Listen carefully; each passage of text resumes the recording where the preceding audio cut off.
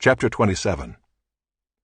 And when it was decided that we should sail for Italy, they delivered Paul and some other prisoners to a centurion of the Augustan cohort named Julius. And embarking in a ship of Adramyttium, which was about to sail to the ports along the coast of Asia, we put to sea, accompanied by Aristarchus, a Macedonian from Thessalonica. The next day we put in at Sidon, and Julius treated Paul kindly and gave him leave to go to his friends and be cared for. And putting out to sea from there, we sailed under the lee of Cyprus, because the winds were against us. And when we had sailed across the open sea along the coast of Cilicia and Pamphylia, we came to Myra in Lycia. There the centurion found a ship of Alexandria sailing for Italy and put us on board. We sailed slowly for a number of days and arrived with difficulty off Cnidus, and as the wind did not allow us to go farther, we sailed under the lee of Crete off Salmone. Coasting along it with difficulty, we came to a place called Fair Havens, near which was the city of Lasea.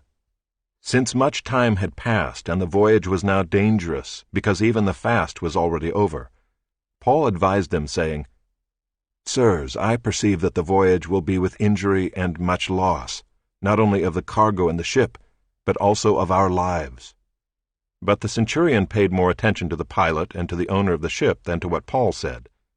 And because the harbor was not suitable to spend the winter in, the majority decided to put out to sea from there, on the chance that somehow they could reach Phoenix, a harbor of Crete, facing both southwest and northwest, and spend the winter there.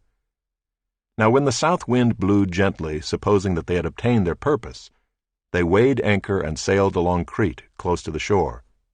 But soon a tempestuous wind, called the northeaster, struck down from the land, and when the ship was caught and could not face the wind, we gave way to it and were driven along.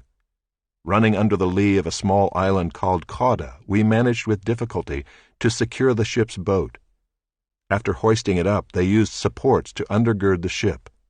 Then, fearing that they would run aground on the Syrtis, they lowered the gear, and thus they were driven along.